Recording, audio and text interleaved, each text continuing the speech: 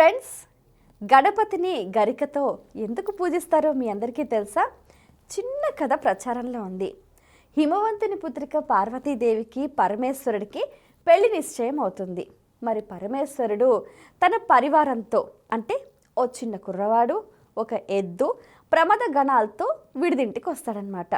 So హిమవంతుడు వచ్చి, మీ వెంట ఏదో పెద్ద పరివారమే వస్తుందనుకున్నానే, చుట్టాలు కూడా లేనివారు నాకు అల్లుడా అని హేళనగా మాట్లాడాడు.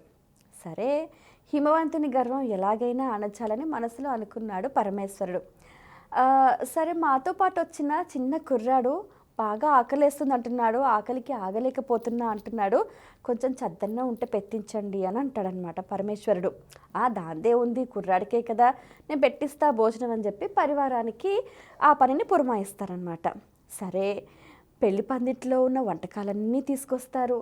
పప్పులు, ఉప్పులు, అప్పడాలు, ఊరగాయలు అన్నీ పెడతారు. వంటకాలన్నీ అయిపోతాయి. ఆ పందిరి వేసిన పందిరిని తినేస్తాడు. ఏం చేయాలో అర్థం కాదు. అప్పుడు పరమేశ్వరుడు అంటాడు, చిన్న కుర్రవాడి ఆకలి కూడా తీర్చలేరు, మీరేం మర్యాదలు చేస్తారు అని.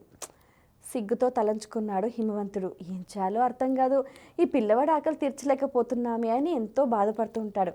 అప్పుడు ఒక ఆకాశవాణి వినిపిస్తుంది. ఈ కుర్రవాడంటే ఎవరనుకున్నారు? సకల గణాలకు అధిపతి అయిన ఆ విఘ్నేశ్వరుడు. ఆయన ఆకలి తీరాలి అంటే భక్తితో గరిక సమర్పించాలి అని వినిపిస్తుందన్నమాట. సో అప్పుడు హిమవంతుడు ఎంతో చక్కగా భక్తి శ్రద్ధలతో ఓ చిన్న గరిక పోచని తీసుకొచ్చి భక్తితో గణపతికి సమర్పిస్తారు. అప్పుడు అతని ఆకలి తీరుతుంది. అంటే ఎంతటి వారైనా గర్వం అనేది పనికిరాదు అన్నది ఈ కథలోని సూక్తి.